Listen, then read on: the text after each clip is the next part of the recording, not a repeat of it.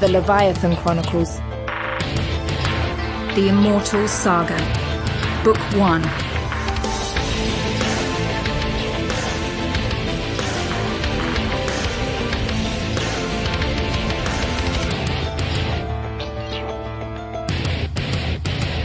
Chapter 1. Evil Undertow. The Philippine Sea. Poseidon raged as surges of black waves pummeled each other into a violent froth. It was just past midnight, almost 6 years ago, and the empty stretch of sea seemed desolate, despite the cacophony of the thunderstorm that rained into the ocean.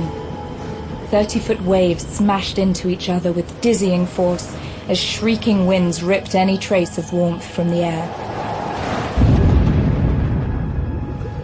But deep under the ocean, very deep, an unusual submarine and its crew were isolated from the violence on the surface. However, the nerves of every crewman aboard were just as frayed as if the ship were being thrown by the waves far above them. The vessel was called Hai Ten Shi.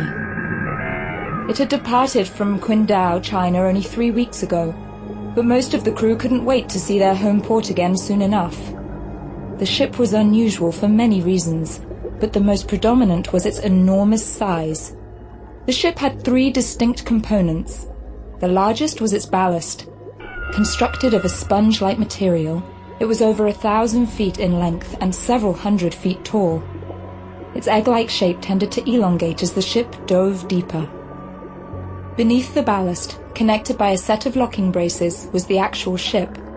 It was slender and cylindrical, but being less than 200 feet long seemed utterly dwarfed by the ballast above it. 4 turbines that resembled oversized aircraft engines were attached in an X configuration at the bow, and another 4 in the ship's stern.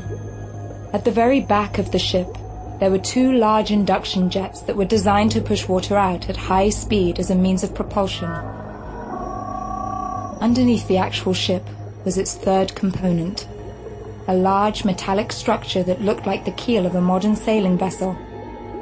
It was attached to the Hai Ten Shi through a complex web of scaffolding.